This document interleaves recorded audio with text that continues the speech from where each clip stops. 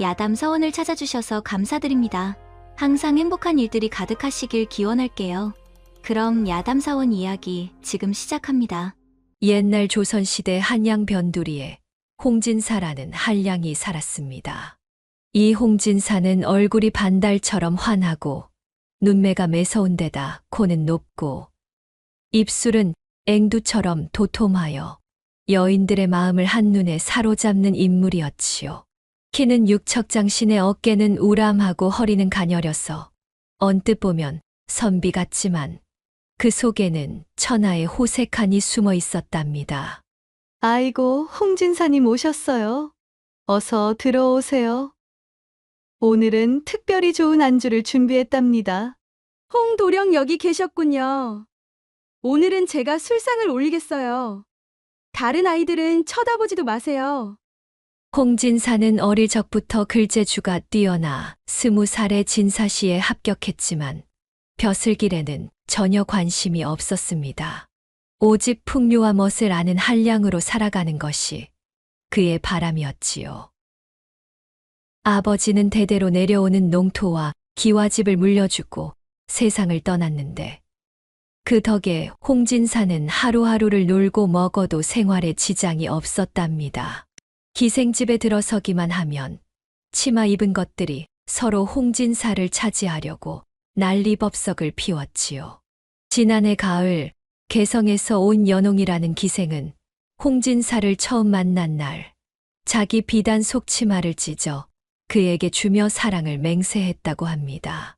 또 지난 겨울에는 평양에서 온 추월이란 기생이 홍진사를 만나기 위해 사흘 밤낮을 굶고 기다렸다는 소문도 있었지요. 홍도령님, 이 술은 제가 직접 담근 매실주랍니다. 한 잔 받아주시면 이 몸이 평생 그것을 잊지 않겠어요. 추월아, 내가 이리 정성을 들였는데 내 어찌 마다할까? 너의 매실주라면 10잔이라도 마시겠구나.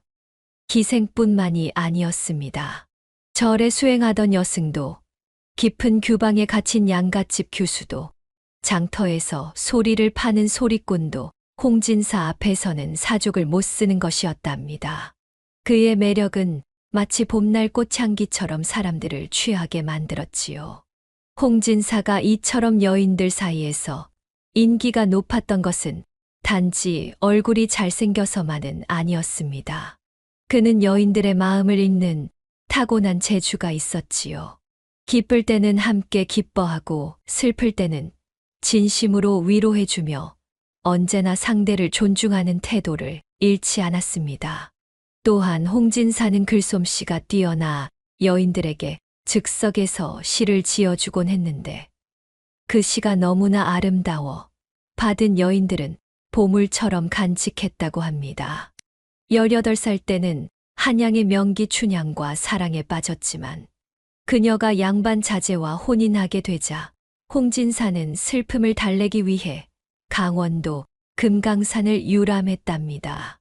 그곳에서 만난 점쟁이 할멈이 그에게 내 생에 1000명의 여인을 만날 것이나 진정한 사랑은 마지막에 찾으리라는 예언을 했다고 하지요. 그 후로 홍진사는 더욱 풍류에 빠져들었습니다.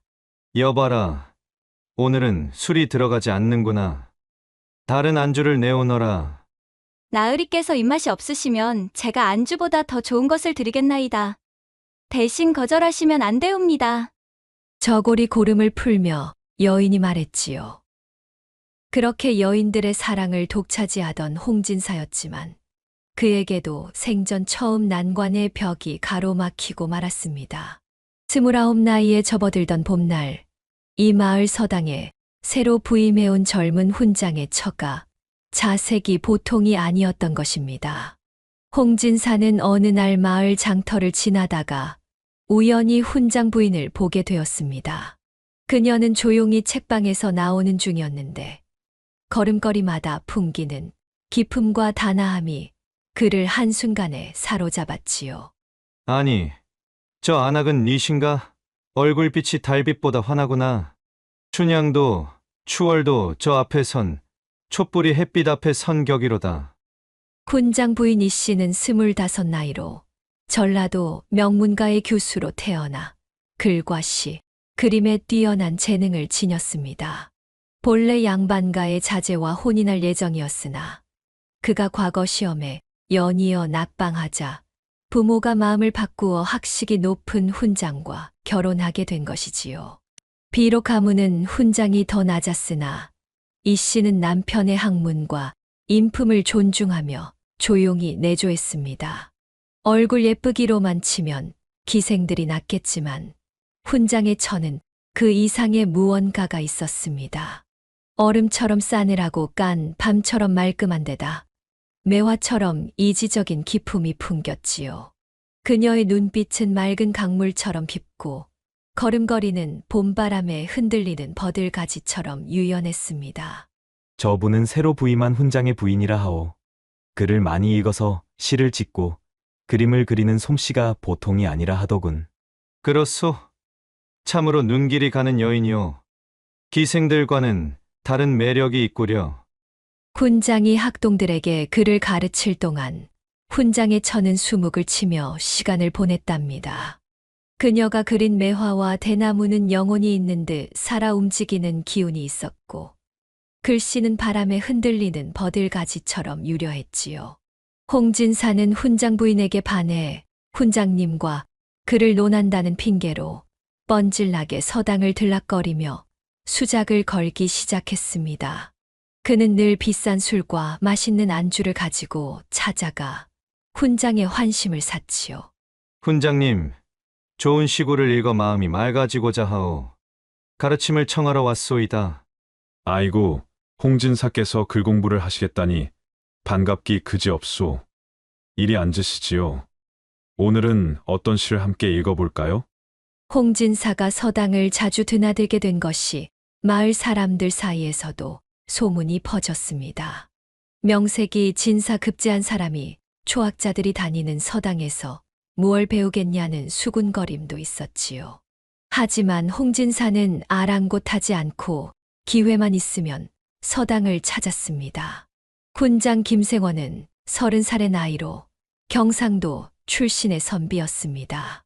과거에 여러 번 응시했으나 번번이 낙방하자 학문의 뜻을 두고 훈장이 되었지요. 성품이 온화하고 학식이 깊어 마을 사람들의 존경을 받았습니다만 워낙 순진하고 세상 물정에 어두워 홍진사의 속셈을 전혀 눈치채지 못했답니다. 멋모르는 훈장은 친구도 없이 외롭던 차에 좋은 술과 산의 진미 안주를 싸들고 오는 홍진사가 반갑기만 했던 것이지요. 특히 고향을 떠나 낯선 마을에서 지내다 보니 말이 통하는 것이 그리웠던 차였습니다. 홍진사님과 이야기를 나누면 마음이 넓어지는 것 같소. 한양 소식도 듣고 시국에 대해서도 의견을 나눌 수 있으니 이보다 더 좋을 수 있겠소? 훈장님 같은 고매한 인품을 가진 분과 교류할 수 있어 제가 더 영광이랍니다. 어느 날 저녁 훈장과 술잔을 나누던 홍진사가 방구석에 쌓인 훈장 부인이 그린 사군자를 보고 벌린 입을 다물지 못했습니다. 그림 속 매화는 실제로 향기가 풍겨오는 듯 생생했고 대나무는 바람에 흔들리는 소리가 들리는 듯 묘했으며 국화는 그윽한 자태를 난초는 고고한 품위를 담고 있었지요. 이것 참 걸작이로구만. 이런 붓솜씨는 평생 처음 보는 것이오. 네 작품이요? 안 사람이 심심풀이 삼아 수묵을 친 졸작입니다. 보잘것없는 것이지요. 뭐 그리 대단한 것도 아니오. 아니, 이는 참으로 대단한 작품이오. 정신이 담겨 있고 기운이 살아있으니 범상치 않은 솜씨오. 훈장 부인께서 이리 뛰어난 재주가 있으셨소? 훈장은 부인의 그림 실력을 겸손하게 평가했지만 홍진사는 진심으로 감탄하고 있었습니다.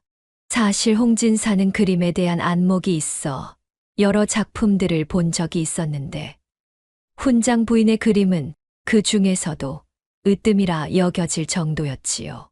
이 그림 한 폭을 제게 파십시오. 소장하고 싶소이다. 훈장이 말을 채 끝내기도 전에 홍진사는 엽전 주머니를 내놓고 사군자 중 매화 그림 한 점을 둘둘 말아 품속에 넣었답니다. 이는 훈장 부인과 접촉할 구실을 마련하기 위함이었지요. 이것은 돈 받고 팔 만한 작품이 아니오. 마음에 든다면 그냥 가져가시오. 큰 값어치도 없는데. 아니대요. 이런 귀한 작품을 어찌 공짜로 가져가겠소. 값을 치르는 것이 도리요. 더구나 이렇게 고운 솜씨로 그린 그림에 어찌 정성을 표하지 않겠소. 홍진사가 가고 난 후에 훈장부 부는 주머니를 열어보고 깜짝 놀랐습니다. 거금 100냥이 들어 있었던 것이지요. 당시 100냥이면 서민 가정이 반년은 넉넉히 살 수 있는 큰 금액이었습니다. 여보, 이것이 웬 돈이오? 100냥이면 서당 학비 3달은 좋게 되는 큰 금액이 아니오. 이는 너무 과한 돈이오. 그림값이라 하기에는 턱없이 많고요. 내일 이 돈은 돌려드려야겠소. 그러시오. 이런 돈을 받았다가는 무슨 사단이 날지 모르니 서둘러 돌려드리는 게 좋겠소. 훈장 부인 이 씨는 직감적으로 홍진사의 의도를 눈치챘습니다. 평소 자신을 바라보는 그의 눈빛이 단순한 예술가에 대한 존경이 아님을 알았지요. 하지만 소문난 풍류객이 자신에게 관심을 보인다는 사실이 싫지만은 않았답니다. 이 씨는 마음 한 구석에서 솟아나는 호기심과 설렘을 억누르려 애썼습니다. 훈장 김생원은 홍진사의 진심을 전혀 알아차리지 못했습니다. 그저 자신의 아내의 재능을 인정해주는 귀인이 나타났다고 생각했을 뿐이지요. 게다가 홍진사의 후한 대접에 그는 점점 더 마음의 문을 열고 있었답니다. 이튿날 훈장이 학동들을 가르칠 때 훈장 부인이 돈 주머니를 돌려주려고 홍진사를 찾아왔답니다. 이 씨는 평소 외출을 자제하는 편이었지만 이 일은 직접 해결해야 한다고 생각했지요. 그녀는 소박한 옥색 치마 저고리를 입고 머리를 단정히 올린 채 홍진사의 집을 방문했습니다. 홍진사님 계십니까? 훈장의 처, 이 씨가 뵙고자 하옵니다. 아이고, 훈장 부인께서 어인일로 이 누추한 집에 오셨습니까? 들어오시지요. 홍진사는 난데없이 찾아온 훈장 부인을 보고 놀랐지만 금세 기쁨을 감추지 못했습니다. 그는 부랴부랴 좋은 자리를 내어주고 차를 내왔지요. 홍진사님, 이 돈은 너무 과하답니다. 제 그림이 이 정도 값어치는 있을 리 없지요. 부디 돌려받으시기를 바랍니다. 아니요. 끝난 거래를 어찌 물을 수 있겠소. 이미 드린 것은 돌려받을 수 없는 법이오. 그 그림은 제게 무척 소중하니 이 정도 정성은 표해야 하오. 하오나 이는 도리에 맞지 않사옵니다. 저희 부부는 이런 거금을 받을 수 없습니다. 두 사람은 옥신각신하다가 홍진사가 훈장 부인의 손목을 잡고 말았습니다. 그 순간 홍진사의 가슴은 불덩이처럼 뜨거워졌고 이 씨의 손목에서 전해지는 체온에 정신이 아찔했지요. 하초가 뻐근했지만 홍진사는 참을 수밖에 없었습니다. 이 손을 놓아주시오. 그렇지 않으면 소리를 지를 수밖에 없소이다. 아이고, 실례했소. 다만 이 돈은 정말 마음에서 우러나와 드린 것이니 받아주시오. 훈장 부인의 재주를 조금이나마 인정하는 표시로 말이오. 이 씨는 홍진사의 손을 뿌리치며 돈주머니를 테이블 위에 올려놓았습니다. 그녀의 눈빛은 차가웠지만 뺨은 붉게 달아올라 있었지요. 홍진사는 그녀의 모습에서 거부감과 동시에 미묘한 감정이 교차하는 것을 느꼈습니다. 그렇다면 이 돈은 서당의 학비로 기부하겠소. 가난한 아이들이 글을 배울 수 있도록 써주시오. 그러면 제 마음도 편하겠소. 이 씨는 잠시 생각에 잠기더니 고개를 끄덕였습니다. 결국 그녀는 돈주머니를 가지고 돌아갔고 홍진사는 그녀의 뒷모습을 아쉬운 눈빛으로 바라보았답니다. 그날 밤 홍진사는 자신의 방에 훈장 부인이 그린 매화 그림을 걸어놓고 한참을 바라보았습니다. 그림 속 매화는 마치 이 씨를 닮아 고고하면서도 은은한 향기를 풍기는 듯했지요. 내 그동안 수많은 여인들을 보았으나 이런 여인은 처음이로구나. 천하의 기생들도 저 앞에선 빛이 바랄 것이다. 내 반드시 저 여인의 마음을 얻고 말리라. 홍진사의 이 씨에 대한 열망이 더욱 커져갔습니다. 그는 여러 계략을 세우며 그녀를 유혹할 방법을 고민했지요. 마침내 며칠 후 홍진사는 훈장이 당숙모의 문상을 하러 고향에 갔다는 소식을 들었습니다. 좋은 기회로구나. 훈장이 없는 틈을 타 부인의 마음을 사로잡아 보리라. 홍진사는 가장 좋은 술과 육회 안주를 준비해 모른 척 서당을 찾았습니다. 훈장 부인 이 씨는 남편 대신 서당을 지키고 있었지요. 그녀는 평소보다 더 단정한 옷차림으로 학동들을 가르치고 있었는데 홍진사가 들어서자 놀란 기색이 역력했습니다. 이런, 훈장님이 안 계시는군요. 안주가 상하기 전에 함께 나누려 했는데 아쉽소이다. 훈장님은 내일쯤 돌아오실 것이오. 그때 다시 오시면 좋겠소이다. 지금은 학동들을 가르치느라 바쁘니 양해해 주시오. 알겠소. 그럼 잠시 앉아 쉬어가도 되겠소? 길이 멀고 날이 더운지라. 이 씨는 마지못해 홍진사를 서당 한쪽에 앉게 했습니다. 그리고 학동들을 일찍 돌려보낸 후 서둘러 서당 정리를 시작했지요. 그러나 홍진사는 떠날 생각이 없어 보였습니다. 부인께서 그린 그림을 제 방에 걸어두었더니 매일 밤 좋은 꿈을 꾸게 된다오. 부인의 붓끝에서 나오는 기운이 참으로 신묘하구려. 과찬이십니다. 이제 어두워지니 어서 돌아가시는 게 좋겠소이다. 그러나 홍진사는 혼자 있는 훈장 부인의 손목을 잡았습니다. 부인이 획손을 뿌리치자 내친 김에 그녀를 안고 쓰러져 옷고름을 풀었지요. 이 씨는 처음에는 놀라 몸이 굳었다가 이내 격렬하게 저항했습니다. 이건 놓으시오. 당장! 이게 무슨 짓입니까? 그녀는 은장도를 꺼내 들고 자기 목에 칼끝을 겨눈 채 싸늘한 눈초리로 홍진사를 노려보았습니다. 평소 정숙했던 그녀의 모습과는 달리 결연한 의지가 담긴 눈빛이었지요. 지금 당장 이 자리를 떠나지 않으면 제 목숨을 끊어 당신을 살인자로 만들겠소이다. 그땐 양반의 신분도 지켜주지 못할 것이오. 알겠소. 진정하시오. 내가 큰 결례를 저질렀소. 내 그만 가볼 터이니 그런 생각은 그만두시오. 홍진사는 뒷걸음쳐 도망갔습니다. 이렇게 여인에게 거절당한 것은 처음이라 마음이 뒤숭숭했지요. 평소 여인들이 그에게 달려드는데 익숙했던 그는 큰 충격을 받았습니다. 이런 일은 처음이로구나. 저 여인은 정말 보통 내기가 아니야. 하지만 나 홍진사가 쉽게 포기할 사내가 아니지. 홍진사는 집으로 돌아와 밤새 술을 마시며 훈장 부인의 모습을 떠올렸습니다. 그녀의 단호함과 기계가 오히려 그를 더 매료시켰지요. 이제 그는 단순한 육체적 욕망을 넘어 그녀의 마음까지 얻고 싶다는 욕구가 생겨났답니다. 다시 며칠 후 홍진사는 학동편의 서당에 오라는 훈장의 전가를 받았습니다. 안 가면 오히려 이상할 것 같아 홍진사가 찾아가자 훈장이 반갑게 맞으며 고향에서 가져온 돈베기를 술과 함께 내놓았답니다. 어서 오시오, 홍진사. 고향에서 만난 것을 가져왔으니 함께 나눕시다.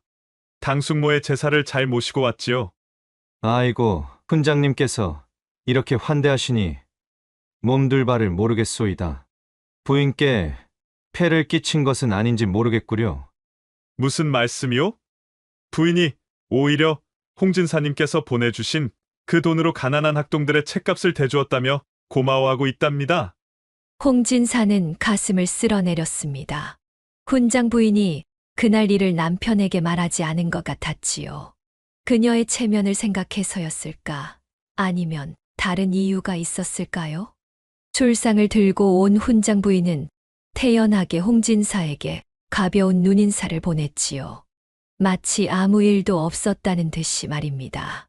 그녀의 침착함에 홍진사는 더욱 그녀에게 매료되었답니다. 여보, 오늘 홍진사님과 함께 술을 마시니 더욱 맛있구려.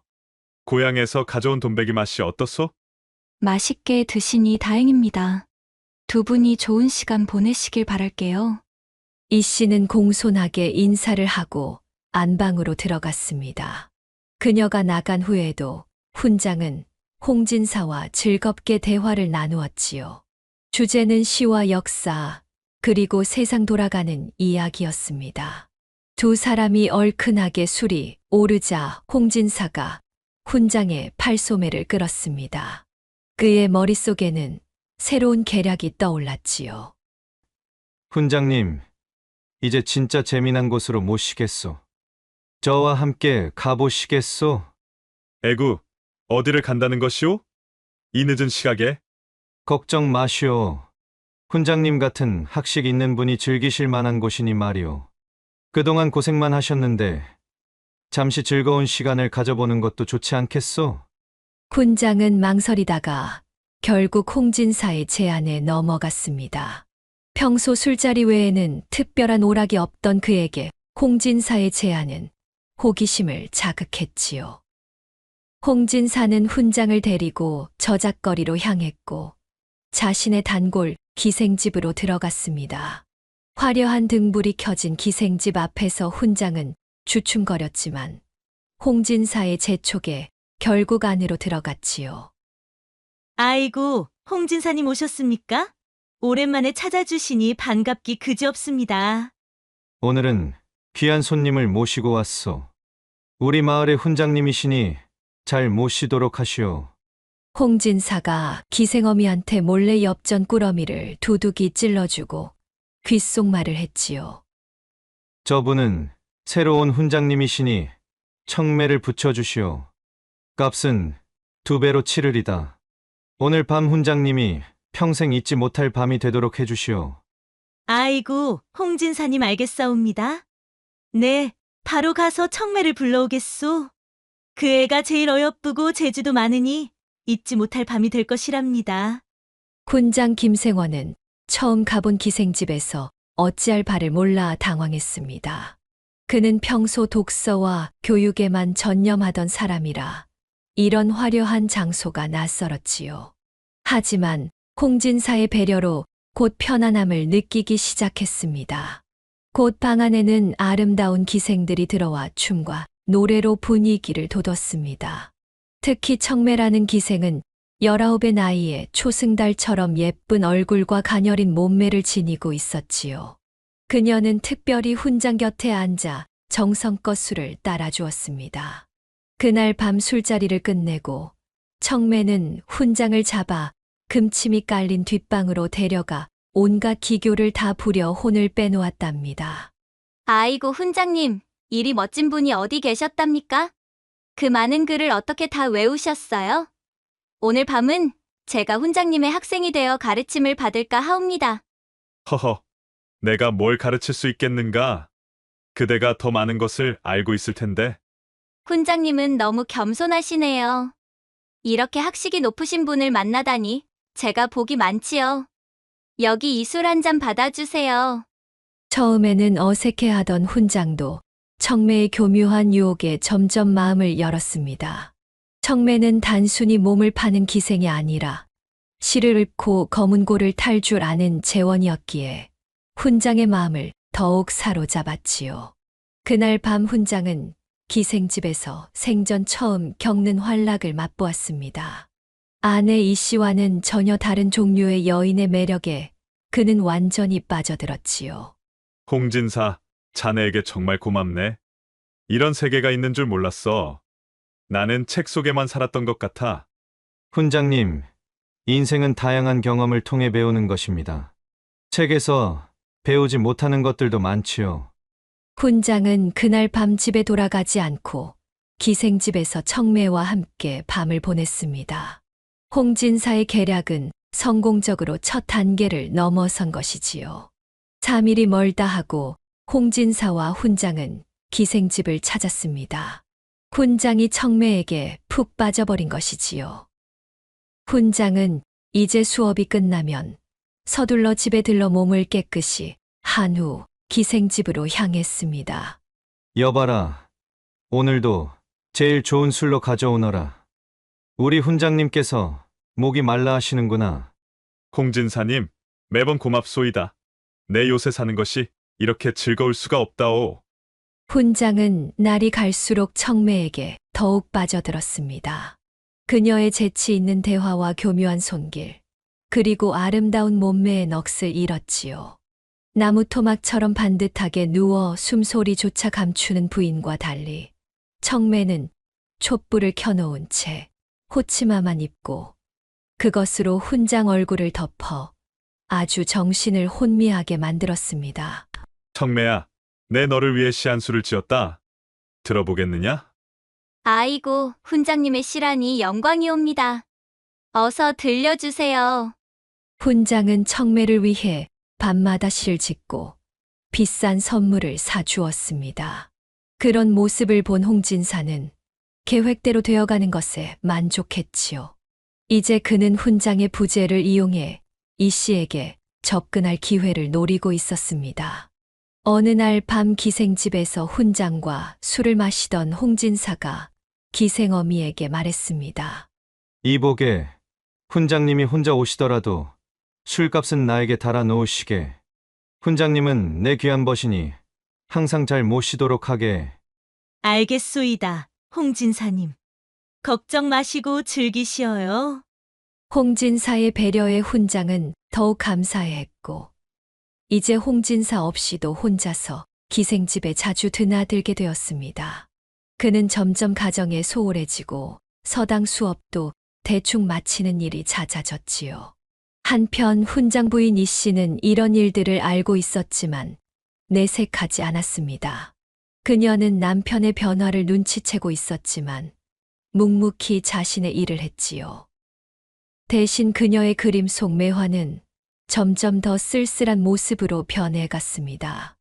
서방님, 요즘 매번 늦게 돌아오시니 틀림없이 젊은 선비들과 시회를 하시나 봅니다.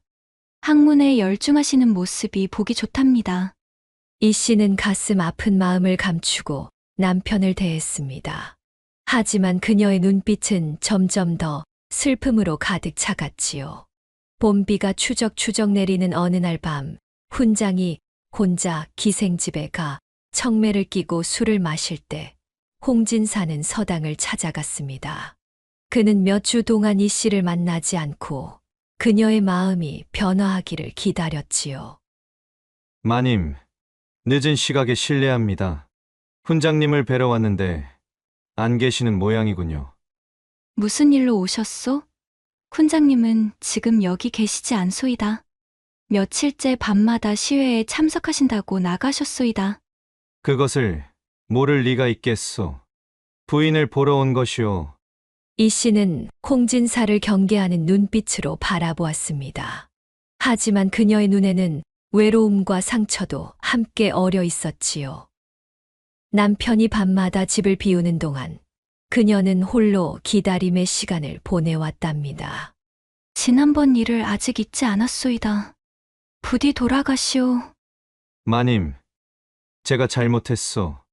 그때는 제 마음을 주체하지 못했소.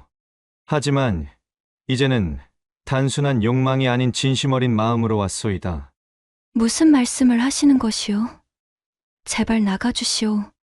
마님께서 여기 홀로 계시는 동안 훈장님은 기생 청매와 즐거운 시간을 보내고 있다오.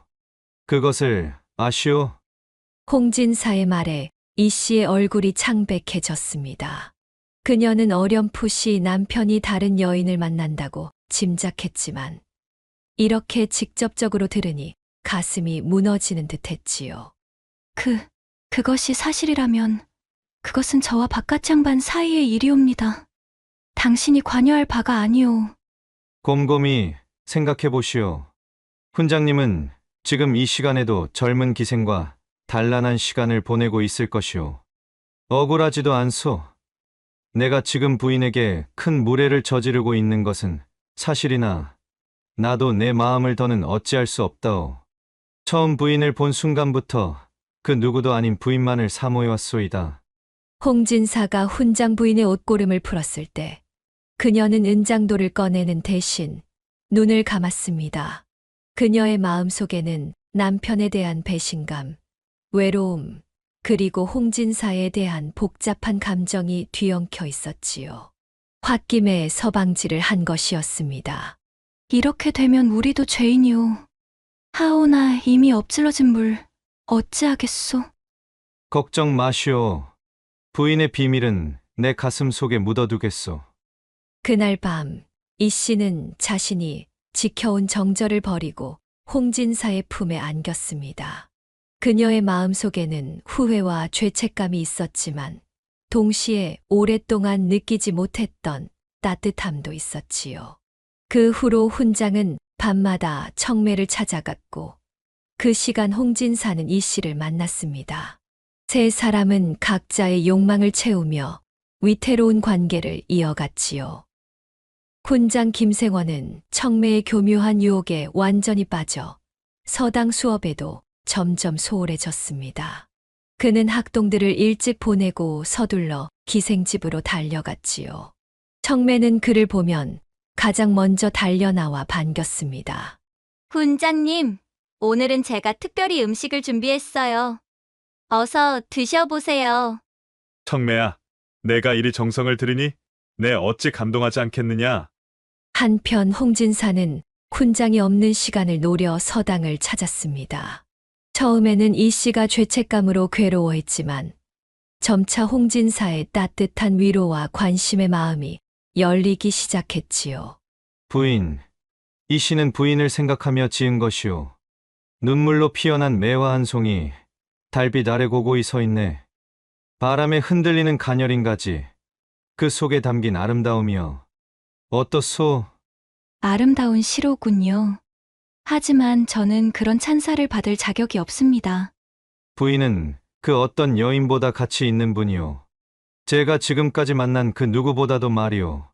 시간이 흐르면서 이 씨는 점점 홍진사에게 의지하게 되었습니다. 남편의 무관심과 배신에 상처받은 그녀에게 홍진사의 따뜻한 관심은 큰 위로가 되었지요.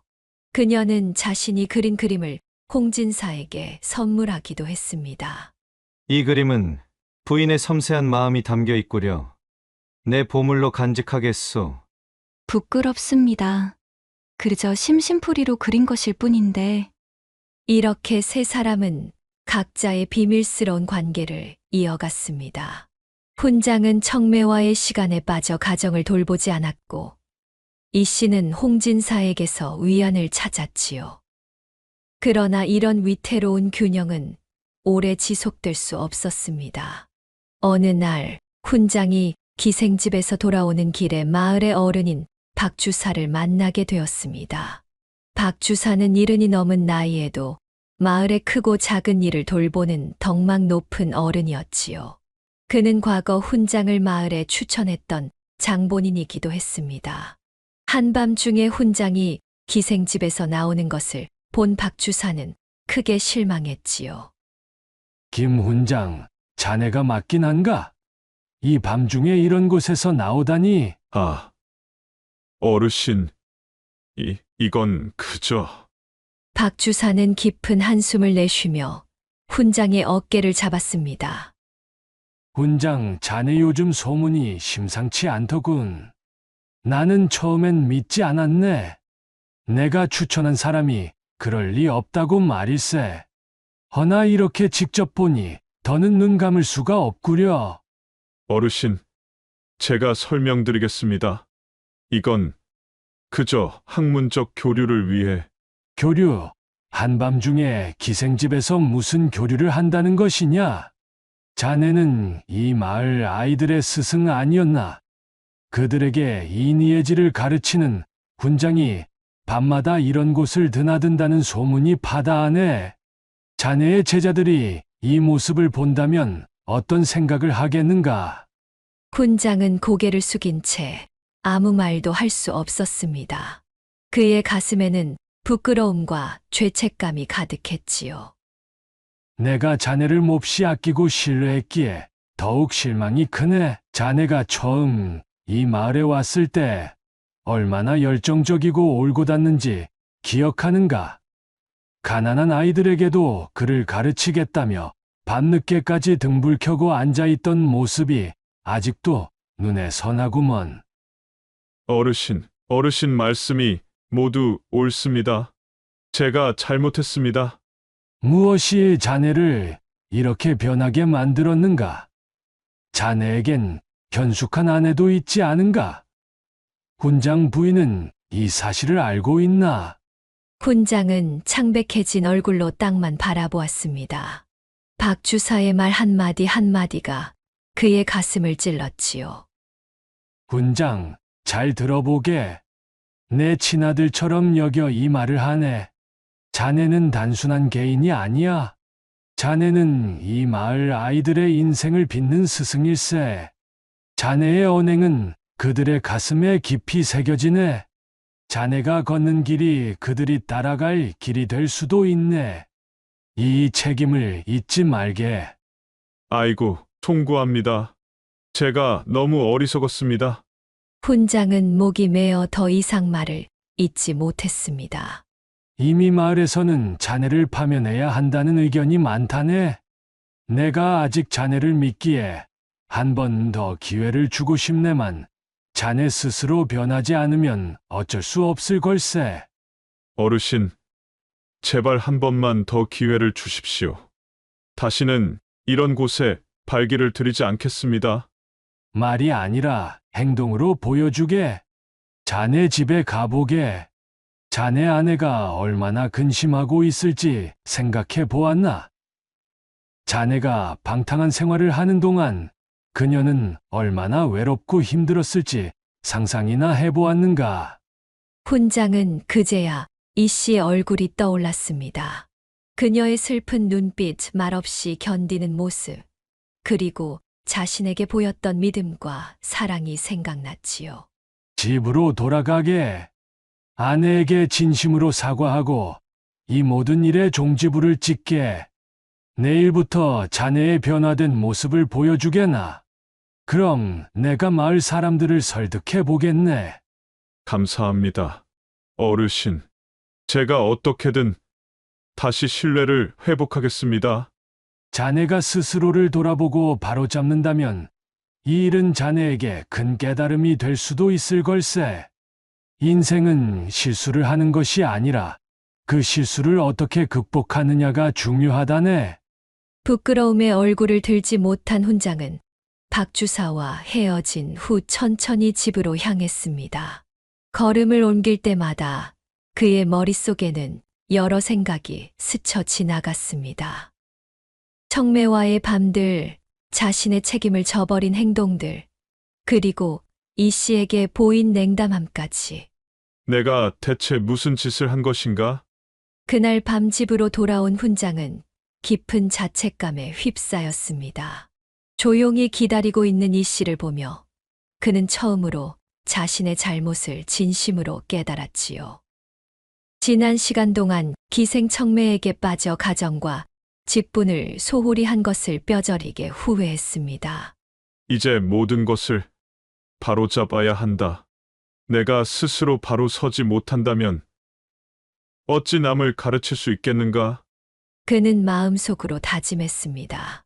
이제 다시 시작하리라. 잃어버린 신뢰를 되찾고 진정한 스승으로서, 남편으로서 살아가기로 말입니다. 한편 이 씨는 남편이 평소보다 일찍 돌아온 것에 놀랐습니다. 그녀는 급히 홍진사를 내보내고 평소처럼 행동하려 했지요. 여보, 오늘은 일찍 돌아오셨군요. 식사는 하셨습니까? 아니, 아직이요. 미안하오. 요즘 내가 가정에 소홀했소. 이제부터는 달라지겠소. 훈장의 갑작스러운 태도 변화에 이 씨는 혼란스러웠습니다. 그녀는 이미 홍진사에게 마음을 주었는데 이제 와서 남편이 돌아오니 어찌해야 할지 몰랐지요. 다음 날 홍진사는 평소처럼 서당을 찾았지만 훈장이 학동들을 가르치고 있었습니다. 그는 놀라면서도 태연하게 행동했지요. 훈장님, 문안 드리러 왔소이다. 요즘 뵙지 못해 궁금했소. 아, 홍진사. 들어오시오. 한동안 방황했소만 이제 정신을 차렸소. 앞으로는 서당과 가정에 충실하려 하오. 홍진사는 훈장의 변화를 눈치채고 걱정했습니다. 이 씨와의 만남이 어려워질 것이 분명했지요. 그는 어떻게든 상황을 되돌리려 계략을 짜기 시작했습니다. 며칠 후 홍진사는 마음속 깊이 자리 잡은 계략을 실행에 옮겼습니다. 그는 정성스럽게 훈장에게 편지 한 통을 보냈지요. 편지에는 청매의 안타까운 소식이 적혀 있었습니다. 훈장님께 급히 알려드릴 일이 있어 이렇게 글을 올립니다. 어제 저녁 기생집을 지나다가 놀라운 소식을 들었습니다. 청매가 병석에 누워 훈장님을 애타게 찾고 있다 하더군요. 그녀의 병세가 날로 심해져 밤마다 훈장님의 이름을 부르며 울고 있다 하니 듣는 이의 마음마저 아프게 하더군요. 기생어미의 말로는 청매가 식음을 전폐하고 약을 먹지 않아 위독한 지경에 이르렀다 하오니 부디 한 번만 찾아가 보시길 간곡히 바라옵니다. 그저 한 번의 만남이 그녀의 병을 낫게 할 수도 있을 것입니다. 훈장님의 결심을 알고 있사오나 인명이 경각에 달렸으니 너그러운 마음으로 고려해 주시기 바랍니다. 홍진사 올림. 편지를 받아든 훈장 김생원은 들끓는 마음을 진정시킬 수 없었습니다. 편지의 글자 하나하나가 그의 가슴을 파고들었지요. 막 단념하려 했던 청매에 대한 감정이 다시 솟구쳤습니다. 그는 방 안을 서성이며 괴로운 표정으로 내적 갈등을 벌였지요. 어찌해야 하나? 박 어른께 약속했거늘. 청매가 정말 그리 아프다면 그는 청매를 정말 사랑했기에 그녀가 아프다는 소식에 가만히 있을 수 없었습니다. 결국 그날 저녁 훈장은 아내 이 씨에게 거짓말을 하기로 결심했지요. 여보, 오늘 밤 제자의 집에 잠시 다녀와야 할 것 같소. 글 공부를 도와달라 청하는구려. 가난한 집 아이인데 과거 준비를 하고 있다오. 이 씨는 남편의 눈빛이 불안정하고 손이 미세하게 떨리는 것을 눈치챘습니다. 그녀의 직감은 남편이 거짓말을 하고 있다고 말했지만 그녀는 말없이 고개를 끄덕였습니다. 알겠습니다, 서방님. 너무 늦게 돌아오지는 마세요. 밤이 깊으면 길이 위험할 테니 말입니다. 걱정 마시오. 늦지 않을 것이오. 훈장은 이 씨의 순한 눈빛을 마주하기 어려워 시선을 돌렸습니다. 마음속 깊은 곳에서 후회와 죄책감이 솟구쳤지만 청매에 대한 걱정이 그 감정을 덮어버렸지요. 그는 서둘러 집을 나서 기생집으로 향했습니다. 가는 길 내내 자신의 행동을 합리화하려 했지만 발걸음은 무거웠습니다. 마을 어른인 박주사와의 약속, 아내에 대한 배신, 스승으로서의 책임. 이 모든 것이 그의 마음을 짓눌렀지요. 기생집에 도착한 훈장은 조심스레 청매의 방으로 안내되었습니다. 방문을 열자 창백한 얼굴로 누워있는 청매가 보였습니다. 그녀는 꽃이 시든 듯 생기 없어 보였지만 훈장을 보자마자 눈에 빛이 돌았지요. 훈장님, 정말 오셨군요. 청매는 힘없는 목소리로 말하며 일어나려 했습니다. 그녀의 모습에 훈장의 마음은 완전히 무너져 내렸습니다. 훈장님, 그동안 어디 계셨어요? 제가 얼마나 기다렸는지 몰라요. 날마다 문만 바라보았어요. 청매의 눈에서는 진심 어린 눈물이 흘러내렸습니다. 그 모습이 연기인지 진심인지 훈장은 판단할 수 없었지만 그의 마음은 이미 청매에게로 향하고 있었지요. 미안하다, 청매야. 내 다시는 이곳을 찾지 않겠다고 다짐했는데 얘가 이리 아프다 하니 어찌 안 올 수가 있겠느냐. 무슨 병이 들었던 것이냐? 의원은 보았느냐? 병이라. 훈장님을 그리워하는 병입니다. 의원도 약도 소용없어요. 훈장님만이 제 병을 고치실 수 있답니다. 청매는 약해진 몸으로도 훈장의 손을 꼭 잡았습니다. 그녀의 손은 차갑고 가늘었지만 그 안에는 뜨거운 열정이 담겨 있었지요. 훈장은 그 손길에 자신의 결심이 무너지는 것을 느꼈습니다. 얘가, 내가 잘못했다. 이제 곁에 있어 주마. 그날 밤 훈장은 다시 청매의 유혹에 넘어가 기생집에서 밤을 보냈습니다. 그가 모르는 사이 홍진사는 이 모든 상황을 지켜보며 만족스러운 미소를 지었습니다. 이제 그의 계략은 다시 한번 성공의 길로 접어들었지요. 한편 홍진사는 이 씨를 찾아가 남편이 다시 기생집에 갔다는 소식을 전했지요. 부인, 훈장님은 또다시 청매에게 돌아갔소. 부인의 정성이 헛되었소. 이 씨는 말없이 눈물을 흘렸습니다. 그녀는 남편이 자신에게 돌아올 것이라 희망했지만 그 희망이 깨져버린 것이지요. 부인, 저와 함께 떠나시지요. 이 답답한 삶을 버리고 새로운 시작을 해봅시다. 어찌 그런 말씀을 하십니까? 제가 어찌 가문의 명예를 저버리고 그런 일을 할 수 있겠습니까? 부인, 훈장은 이미 부인을 외면했소. 이제는 부인 자신의 행복을 위해 선택하실 때요. 이 씨는 깊은 고민에 빠졌습니다. 그녀는 정절을 중시하는 양반가의 딸로 자랐기에 남편을 떠난다는 것은 상상할 수 없는 일이었습니다. 하지만 그녀의 마음속에는 홍진사에 대한 감정도 자라고 있었지요. 훈장은 다시 청매에게 빠져 밤마다 기생집을 드나들기 시작했습니다.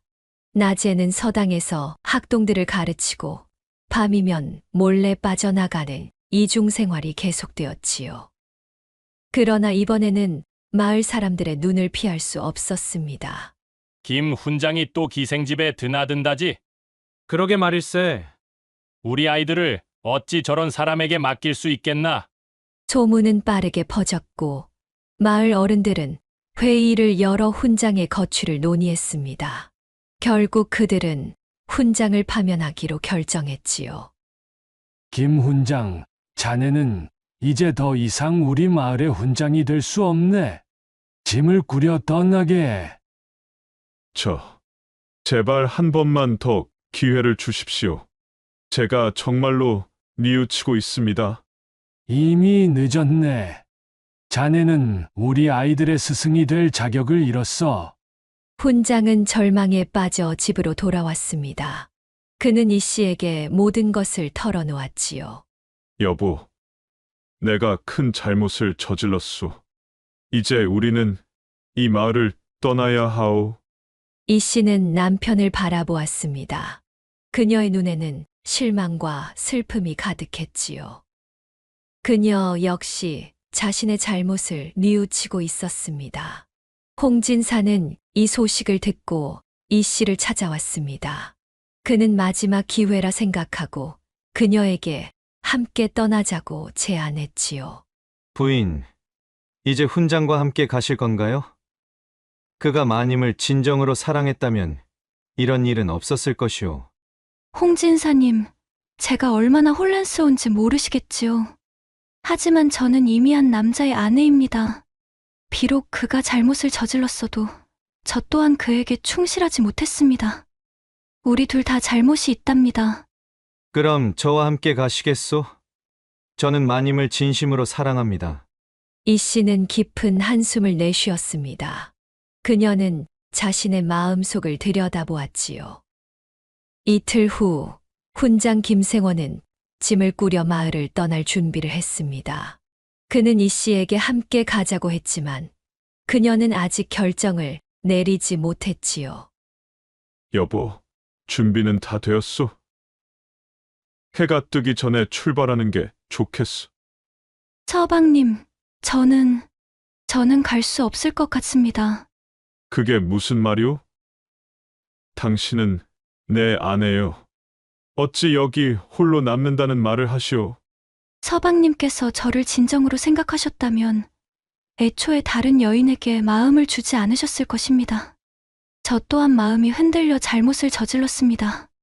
이제 우리는 각자의 길을 가야 할 것 같습니다. 훈장은 놀란 표정으로 이 씨를 바라보았습니다.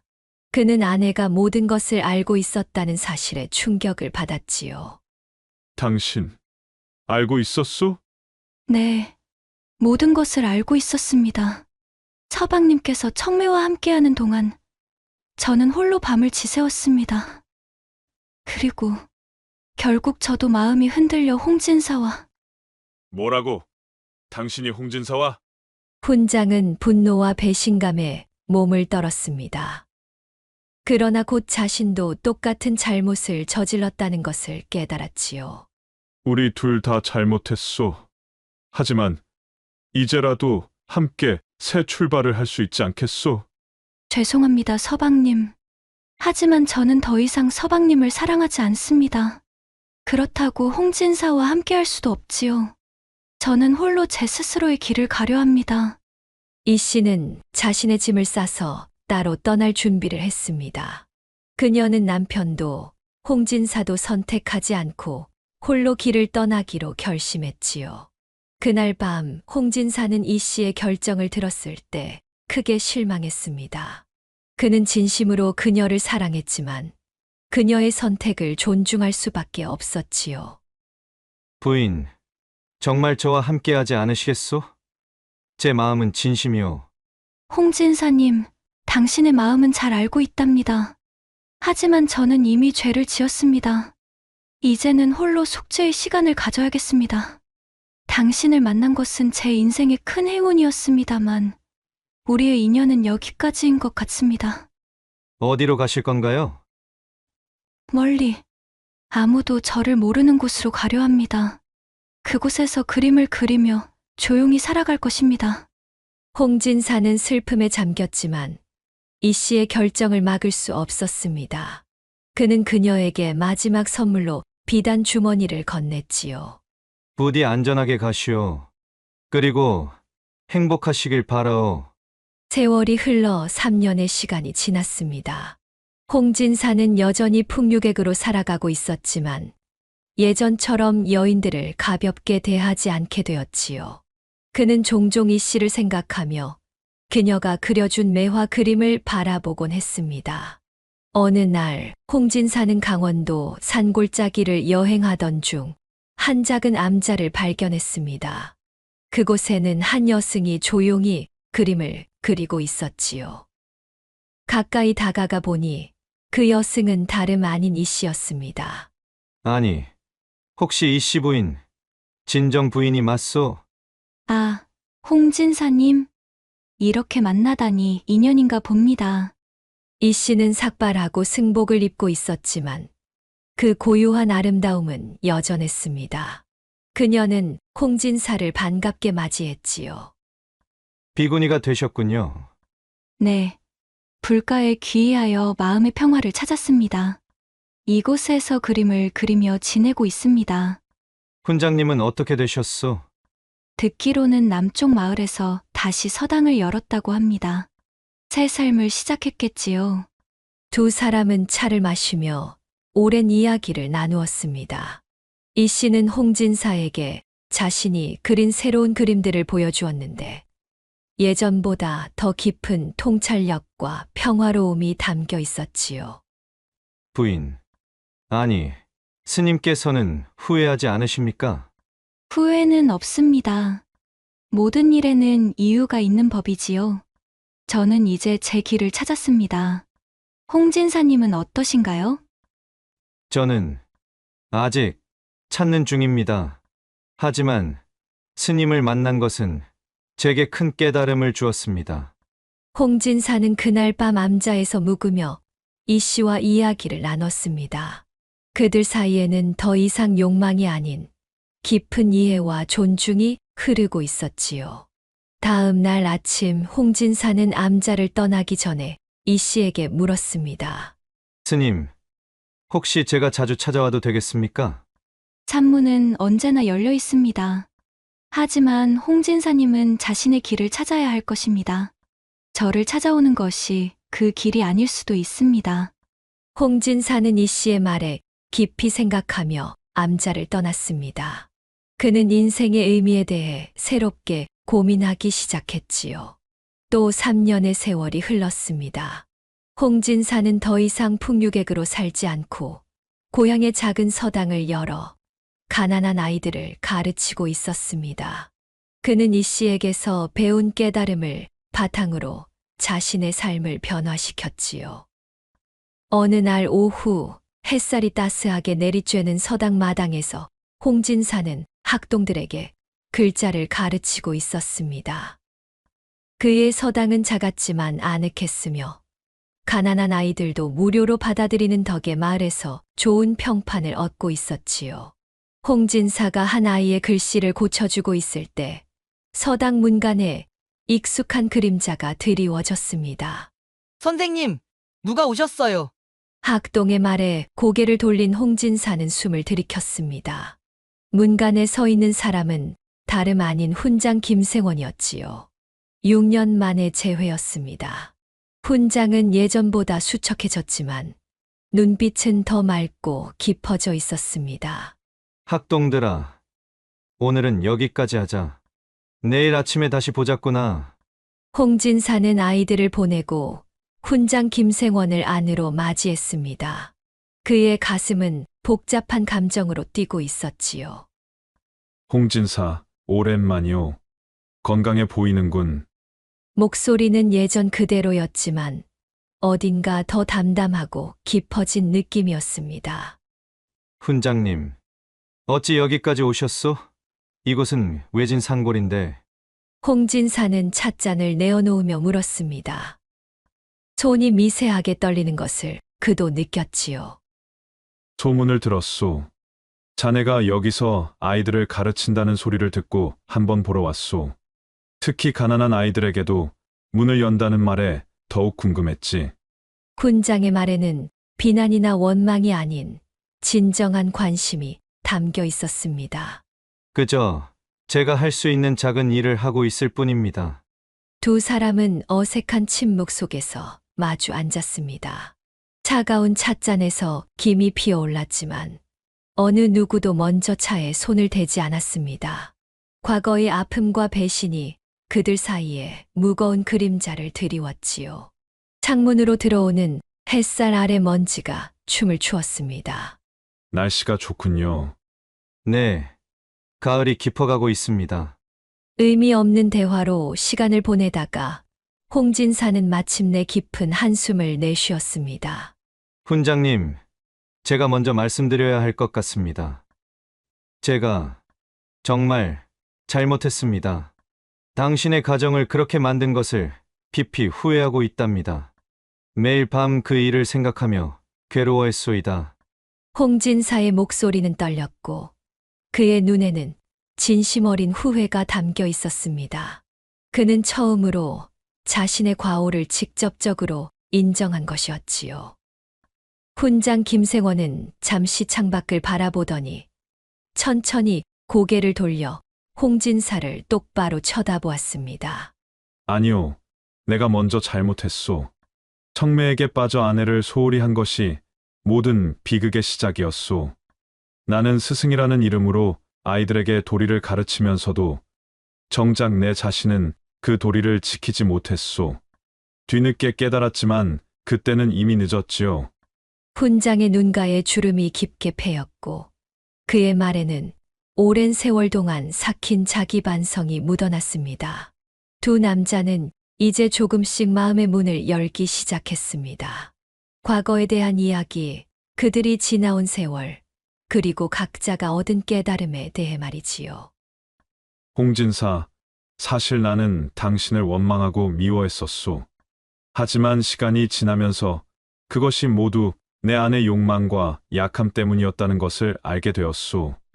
당신이 아니었어도 다른 누군가가 나를 유혹했을 것이고 나는 또 다른 실수를 저질렀을 거예요. 두 사람은 서로의 잘못을 인정하고 용서를 구했습니다. 오랜 세월이 흘러 이제야 마주할 수 있게 된 진실 앞에서 그들은 더 이상 도망치지 않기로 했지요. 과거의 원망을 내려놓고 새로운 관계를 시작하려는 첫걸음이었습니다. 차가운 찻잔에서 이제 김이 모두 사라졌지만 두 사람의 마음은 오히려 따뜻해지고 있었습니다. 그들 사이에 드리웠던 그림자가 조금씩 걷히고 새로운 이해의 빛이 들어오기 시작했지요. 혹시 부인의 소식을 들으셨소? 그녀는 지금 강원도의 한 암자에서 비구니가 되어 그림을 그리며 살고 있다오. 얼마 전에 찾아가 뵈었지요. 그렇군요. 그녀가 평안하다니 다행이오. 훈장은 주머니에서 한 폭의 그림을 꺼내 홍진사에게 건넸습니다. 그것은 이 씨가 그린 새 그림이었는데 세 마리의 새가 각자 다른 방향으로 날아가는 모습이 그려져 있었지요. 나와 헤어지던 날 부인이 자네에게 전해달라고 했소. 우리 세 사람의 인연을 그린 것이라 하더군. 홍진사는 그림을 받아들고 깊은 생각에 잠겼습니다. 그는 이제야 삶의 진정한 의미를 깨닫는 것 같았지요. 훈장님, 우리는 각자의 길을 가고 있지만 결국 같은 하늘 아래 살아가고 있어. 이제 과거의 아픔을 내려놓고 앞으로 나아갑시다. 그래, 자네 말이 옳소. 이제 우리 모두 자신의 길에서 평안을 찾아야 할 때요. 이렇게 홍진사와 훈장은 화해를 하고 새로운 우정을 쌓아갔습니다. 그들은 더 이상 욕망에 휘둘리지 않고 각자의 소명을 찾아 살아가게 되었지요. 그 후로 홍진사는 평생 독신으로 살며 아이들 교육에 헌신했습니다. 그는 이 씨가 그려준 매화 그림과 훈장이 전해준 새 그림을 항상 가까이 두고 인생의 교훈을 되새겼답니다. 인간의 욕망은 때로 우리를 깊은 나락으로 빠뜨리기도 하지만 그 속에서도 깨달음을 얻을 수 있음을 홍진사의 이야기는 보여줍니다. 세 사람이 각자의 욕망을 좇다가 모두가 상처를 입었지만 결국 자신을 돌아보고 진정한 삶의 의미를 찾아갔지요. 인생에서 중요한 것은 실수하지 않는 것이 아니라 실수를 통해 배우고 성장하는 것이 아닐까 싶습니다.